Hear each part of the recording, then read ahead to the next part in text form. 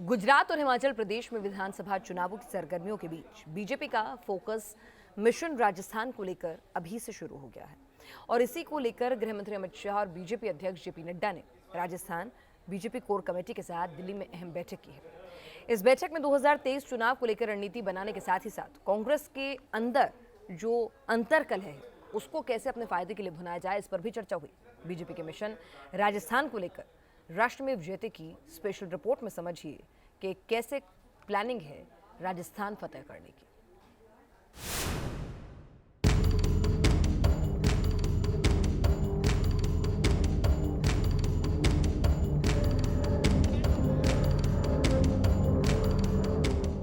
राजस्थान कांग्रेस में जारी है घमासान। बीजेपी ने राजस्थान में फिर से कमल खिलाने का बनाया प्लान।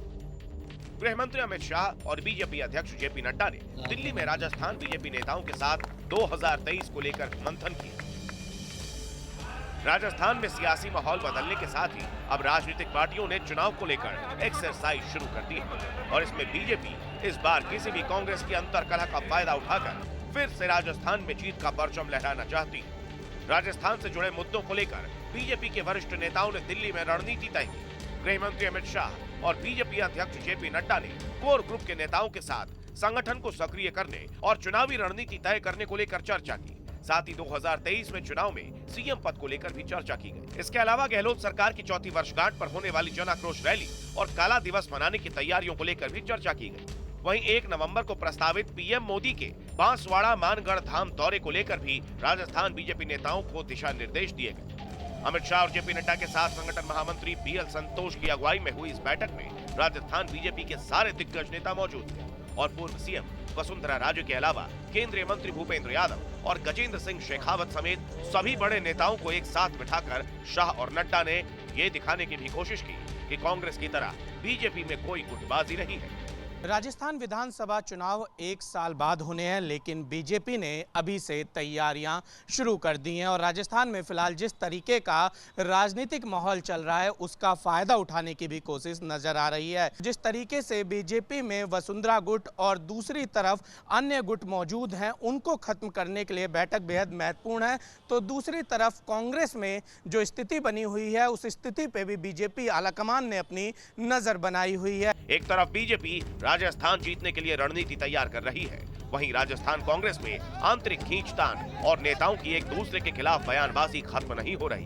कांग्रेस विधायक दिव्या मदेरना ने अपनी ही सरकार के 2 मंत्रियों पर निशाना साधा है, तो कुछ दिन पहले राजस्थान के सीएम अशोक गहलोत ने भी इशारों में सचिन पायलट पर निशाना साधने की कोशिश की थी। उनको कम उम्र में चांस मिल गया केंद्रीय मंत्री बनने का। जो फितूर कर रहे हैं देश के अंदर, वो फितूर वही कर रहे हैं जिनको पहले मौका मिल गया।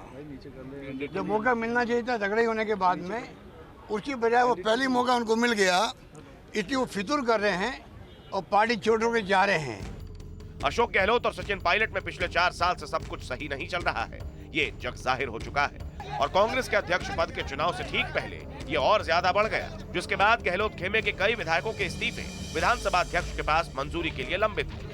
तो वहीं सचिन पायलट समेत 19 विधायकों की सदस्यता को लेकर अदालत में सुनवाई होनी है। ऐसे में ये माना जा रहा है कि अगले चुनाव में इसका कांग्रेस को भारी नुकसान उठाना पड़ सकता है। लेकिन दिक्कत की बात तो ये है कि राजस्थान बीजेपी में भी कुछ इसी तरह का हाल है और बीजेपी के चाणक्य माने जाने वाले अमित शाह और बीजेपी अध्यक्ष जेपी नड्डा किसी भी कीमत पर अगले चुनाव से पहले इसे दूर कर लेना चाहते हैं। कहा तो ये भी जा रहा है कि इसी वजह से जेपी नड्डा का 20 और 21 अक्टूबर को कोटा में बूथ सम्मेलन का प्रस्तावित कार्यक्रम नहीं हुआ और आनन फानन में दिल्ली में बैठक बुलाकर राजस्थान बीजेपी नेताओं की क्लास ली गई। माना जा रहा है कि अमित शाह और नड्डा ने मीटिंग में राजस्थान में बीजेपी के सीनियर नेताओं के बीच चल रही अंदरूनी खींचतान, एकला चलो नीति और पार्टी से अलग हटकर व्यक्तिगत पब्लिक मीटिंग करने पर भी सवाल जवाब किए।